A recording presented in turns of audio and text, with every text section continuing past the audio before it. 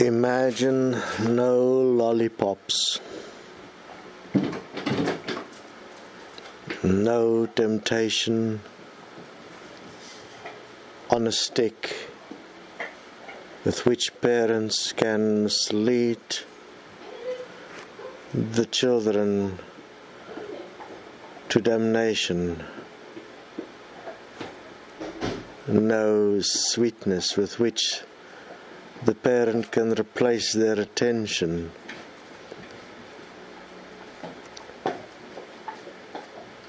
No fake images that can be used to occupy the child's image of themselves while the parent is busy with the things of the grown-up world. Imagine what imagination is possible to do is to show in great detail how we are part of a life of deception, and the symbols that guide decision, that guides attention, that guides direction are part of our society and can be found everywhere, and we know the evil they represent. We know the favorite lollipop and what it represents, how uncle or aunt or grandma or grandpa can tempt a child, how the forces of light will abuse the sweetness of the lollipop to make the opposite of darkness seem so much darker, while in truth the snares of the light are the way to damnation. It is the sweetness that deceives us. If there were no sweetness, the parent would have been forced to give attention to the child. The uncle or the aunt would have had to be real. Grandma and grandpa would have needed a real relationship, not a lollipop relationship. They would have had to spend time with the child, get to know the child, not just direct the child to go and play with a stick stuck in the face, just to keep them quiet, to keep them hyper-active. Generations of lollipops has gone through the mouths of every child that has been exposed to the great wisdom and light of this world, which is money. It wasn't that long ago when sugar lollipops were only available for the rich. Inevitably, the so-called great good men amongst us found it in their generous hearts to make the lollipop affordable to more, so that more could be left in damnation, like a flood to damnation. You can call it the lollipop flood.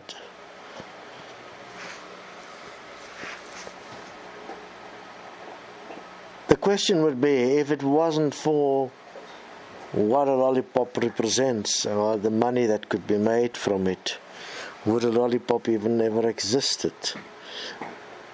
The creative juices that brought about the lollipop and raped it out of the imagination of some greedy man,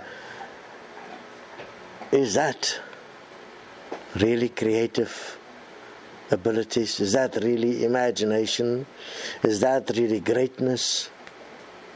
Is that really what defines humanity, parenthood, love, achievement, the innocence of a child?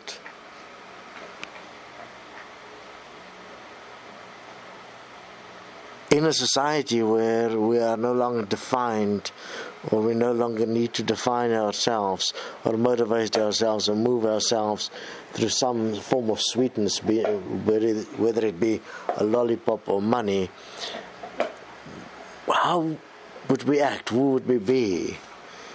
If we have a system which places community first, which makes sure that a child gets the attention that the child must have to fully develop into a functional being of worth, who would we be? Would we be able to do that, or are we just the products of lollipops, accumulated lollipops over years that created within us an insatiable desire, a greed for excess, for sweetness, an addiction that spread into the pursuit of happiness, that end up as a cross wire on top of a grave, we dead as the graven image of a lollipop. If what we imagine, a better world, could entice you, investigate equal money, read all about it. It's extra. It is on top of. It's beyond the lollipop. It is not a lollipop democracy that we require in this world. It is not lollipop parenting we require. It is not lollipop education. It's not lollipop consumerism. It is not the lollipop image of Hollywood. It is not the lollipop Barbie doll. We require a standing up, a letting go of the lollipop, a realization that we are the accumulated results, in one dimension at the very least, of a regular lollipop that was stuck into our faces as a child, that got so sticky that the parent would refuse to touch us until we wash our hands and our faces, that they would really rub the stickiness from our faces with a dirty old piece of cloth, roughly, as if you're dirty. Yet they were the ones that were spreading the dirt on top of a stick to push you into a corner, to push you over the edge, to push you into damnation. Save yourself with an equal money system. Investigate us. We are the future beyond the lollipop.